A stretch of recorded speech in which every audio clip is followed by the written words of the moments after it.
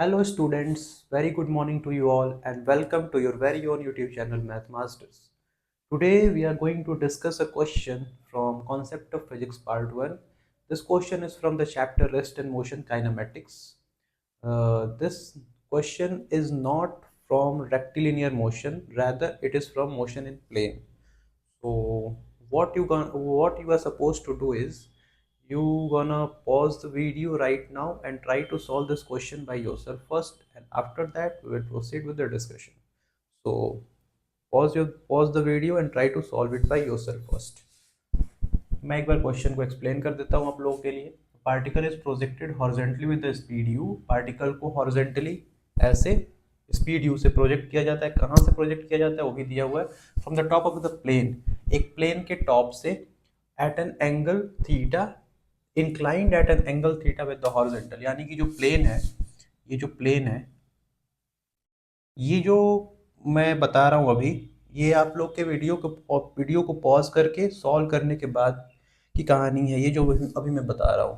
सो मैं उम्मीद करता हूँ कि आपने पहले क्वेश्चन को सॉल्व किया होगा खुद से, उसके बाद आप देख रहे हो ये सॉल्यूशन को, इस डिस्कशन में पार्ट ले रहे हो. तो यहाँ से क्या किया जाता है, एक पार्टिकल है जो कि ये जो प्लेन है ये थीटा डिग्री पे इंक्लाइंड है हॉरिजेंटल के साथ, और यहाँ से एक पार्टिकल को प्रोजेक्ट किया जाता है ऐसे हॉरिजेंटली, ऐसे.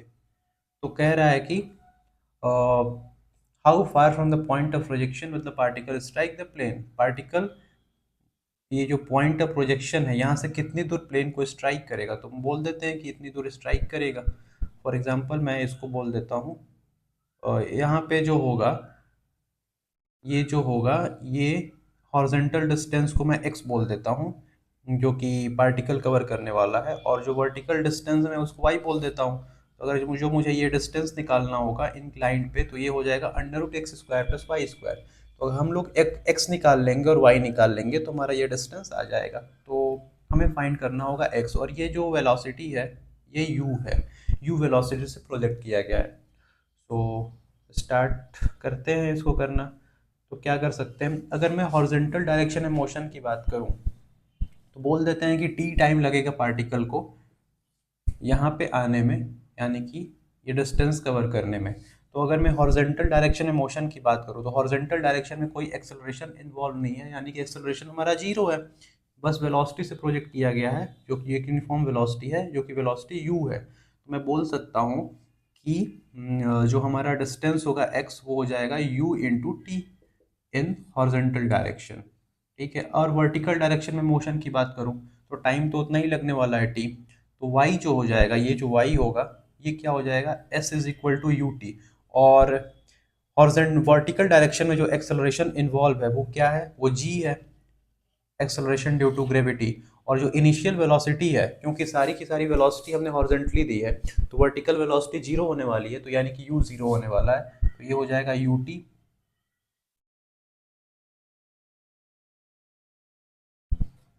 Minus half G T square. हमारा u जो आने वाला है वो आने वाला है U T minus half G T square. You zero है तो ये ज़ीरो हो जाएगा, तो हमारा जो यू वाई आएगा वो आ जाएगा minus half G T square. यहाँ से y निकल के आ गया. ठीक है.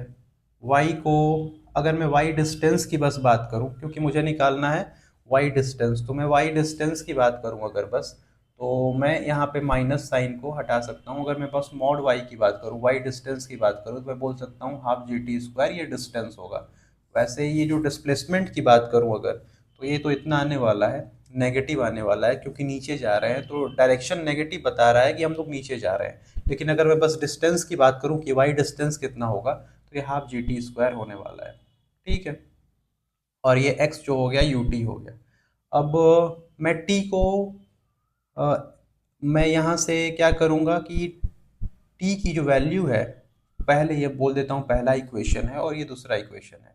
तो फर्स्ट इक्वेशन से टी की वैल्यू उठा के मैं सेकंड इक्वेशन में पुट करूँगा, तो यहाँ से जो टी की वैल्यू आएगी वो आएगी T is equal to X upon U. So from equation two we get Y is equal to, मैं वाई ही बोलता हूँ मॉड वाई की जगह, Y is equal to half G T square, G T square की जगह पे हो जाएगा X square upon U square.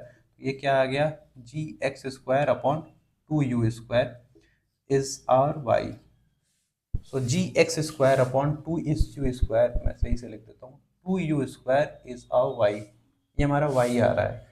ठीक है, अच्छी बात है। और y और x में रिलेशन क्या है, तो ये एंगल थीटा है, तो ये करस्पॉन्डिंग एंगल ये भी थीटा होगा। तो जो tan थीटा हो जाएगा यहाँ से, वो हो जाएगा x upon y upon x, तो हमारा जो y हो जाएगा वो हो जाएगा x tan थीटा। तो हम y को एलिमिनेट करते हैं यहाँ से और यहाँ से, तो y x tan थीटा है, y इतना है, तो मैं बोल सकता हूँ कि g X square upon two U square is equal to X tan theta. इसको इधर लाऊंगा और x को मैं अगर कॉमन लूंगा तो आ जाएगा G X upon two U square minus tan theta equal to zero. या तो x जीरो होगा, तो x जीरो हो नहीं सकता क्योंकि हॉरिजॉन्टल डिस्टेंस जीरो हो जाएगा, नहीं तो फिर x क्या आएगा, यहाँ से देख लो आप लोग, x आ जाएगा two U square tan theta upon G. यहाँ से x इतना आ गया, अगर x इतना आता है तो y निकाल लो, y क्या है, वाई वाई वाई वाई है एक्स tan थीटा, तो यहाँ से y निकाल सकते हैं, तो y कितना होगा, y is equal to X, X कितना है two U square upon G tan theta, तो ये tan स्क्वायर थीटा हो जाएगा, तो y आ जाएगा two U square tan square theta upon G. तो यहाँ से हमारा y भी आ गया। अब हमें निकालना है ये डिस्टेंस, ये डिस्टेंस फॉर एग्जांपल मैं इसको बोल देता हूँ a और b। तो ए बी निकालना है हमें डिस्टेंस, ए बी कैसे निकाले, तो under root X square plus Y square कर देंगे, तो हमारा ए बी आ जाएगा, तो निकाल लेते हैं ए बी। मैं इसको हटाता हूँ, इरेज करता हूँ ताकि मैं आगे का सॉल्यूशन कर सकूँ। सो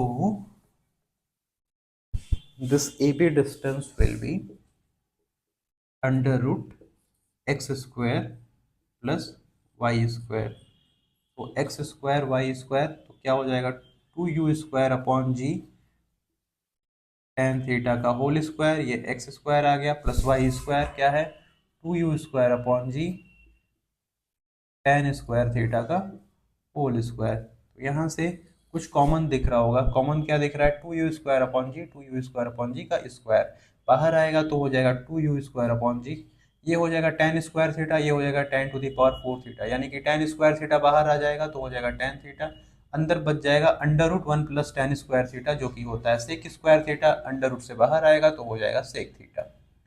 So we got our answer, we got our distance asked in the question is 2u square upon g tan theta sec theta. How far from the point of projection will the particle strike the plane? So particle will strike the plane at a distance of this. So this is the solution. हमने किया गया, हमने horizontal direction में motion का equation लिखा तो x is equal to ut हो गया, बट वर्टिकल डायरेक्शन में लिखा, वर्टिकल डायरेक्शन में कांस्टेंट एक्सेलरेशन से मोशन हो रहा था, हॉरिजॉन्टल डायरेक्शन में कांस्टेंट वेलोसिटी से मोशन हो रहा था।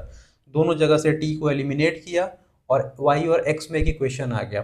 फिर हमने यहाँ से tan theta y by X लिया और y is equal to X tan theta, दो इक्वेशन को इक्वेट कर दिया, y को एलिमिनेट किया और हमारी x की वैल्यू आ गई, x की वैल्यू आ गई तो y की वैल्यू आ गई, यहाँ से y और x दोनों आ गया, तुम्हारा ये डिस्टेंस आ गया जो कि हमें निकालना था। तो क्वेश्चन अच्छा था, मतलब सीखने लायक क्वेश्चन था, कुछ मोशन इन प्लेन का क्वेश्चन था। उम्मीद करता हूँ आपको समझ में आया होगा, अगर कुछ प्रॉब्लम हो रही हो तो आप लोग वीडियो को एक बार रिपीट कर सकते हो। थैंक यू, मिलते हैं अगले वीडियो में।